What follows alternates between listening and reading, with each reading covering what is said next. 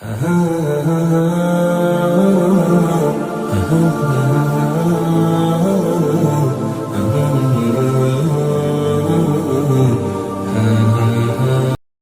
عبد الرحمن بن عوف رضی اللہ تعالی عنہ مشہور اور بڑے صحابہ میں ہیں۔ فرماتے ہیں کہ میں بدر کی لڑائی میں میدان میں لڑنے والوں کی صف میں کھڑا تھا۔ میں نے دیکھا کہ میرے دائیں اور بائیں جانب انصار کے دو کم عمر لڑکے ہیں۔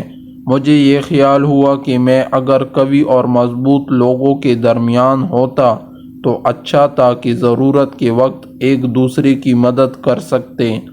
میرے دونوں جانب بچے ہیں، یہ کیا مدد کر سکیں گے؟ اتنے میں ان دونوں لڑکوں میں سے ایک نے میرا ہاتھ پکڑ کر کہا، چچا جان، تم ابو جہل کو بھی پہچانتے ہو؟ میں نے کہا، ہاں پہچانتا ہوں، تمہاری کیا غرض ہے؟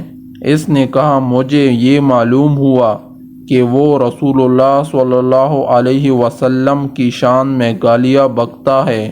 اس پاک ذات کی قسم جس کے قبضہ میں میری جان ہے، اگر میں اس کو دیکھ لوں تو اس وقت تک اس سے جدا نہ ہوں گا کہ وہ مر جائے یا میں مر جاؤں۔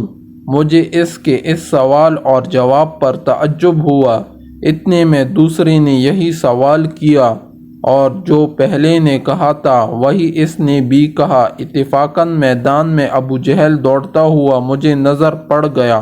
میں نے ان دونوں سے کہا کہ تمہارا مطلوب جس کے بارے میں تم مجھ سے سوال کر رہے تھے وہ جا رہا ہے۔ دونوں یہ سن کر تلواریں ہاتھ میں لیے ہوئے ایک دم بھاگے چلے گئے اور جا کر اس پر تلوار چلانی شروع کر دی، یہاں تک کہ اس کو گرا دیا۔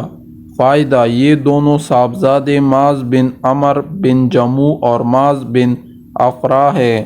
معاذ بن عمر کہتے ہیں کہ میں لوگوں سے سنتا تھا کہ ابو جہل کو کوئی نہیں مار سکتا، وہ بڑی حفاظت میں رہتا ہے۔ مجھے اسی وقت سے خیال تھا کہ میں اس کو ماروں گا۔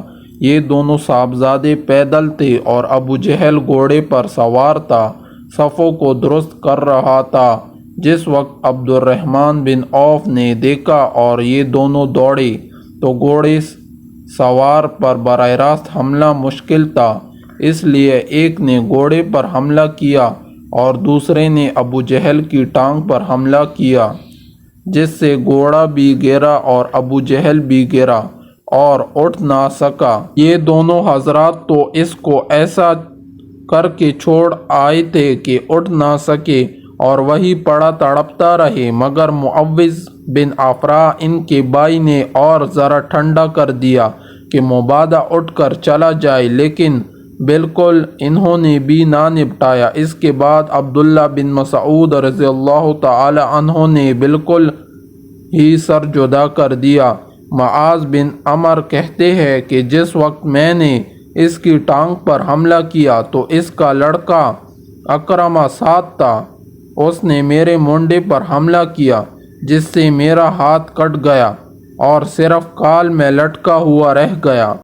میں نے اس لٹکے ہوئے ہاتھ کو کمر کے پیچھے ڈال لیا اور دن بھر دوسرے ہاتھ سے لڑتا رہا، لیکن جب اس کے لٹکے رہنے سے دقت ہوئی تو میں نے اس کو پاؤں کے نیچے دبا کر زور سے کھینچا۔ وہ کال بھی ٹوٹ گئی جس سے وہ اٹک رہا تھا اور میں نے اس کو پھینک دیا۔ اللہ تعالی ہمیں بھی بہادری اور ہمت نصیب فرمائے۔